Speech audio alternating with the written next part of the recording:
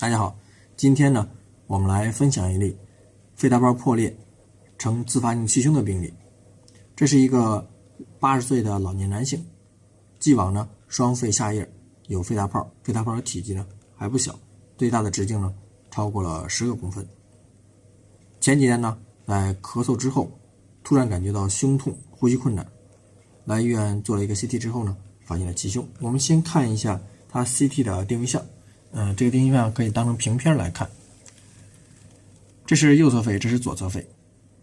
我们看左侧肺呢，它的中外带呢，它都是一个透亮区，在这儿呢，这是被压缩的肺组织。肺大泡破裂之后，它的气体呢就会进入到胸膜腔，胸膜腔的压力增高，然后呢压迫这个肺组织，使这个肺组织体积减小，向肺门聚拢。这个肺组织呢体积已经被压缩的超过了60-70%了。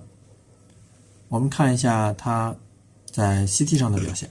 这个呢是 CT 的肺窗，这个呢是被压缩的肺组织，里面呢可以看到还有一些弥漫性的一些肺气肿啊。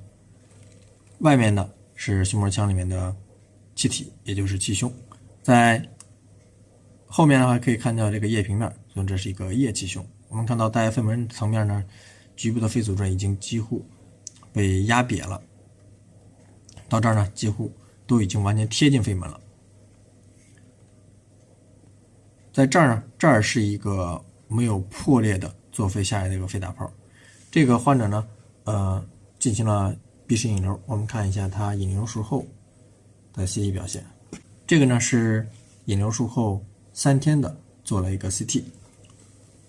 这是左肺，我们看到左肺外带呢都看不到明显的气体密度，然后这个白色的比较亮的这是一个引流管，引流管的头部呢在这里，胸膜腔里面的气体呢已经排出去了，然后呢肺组织已经复原了。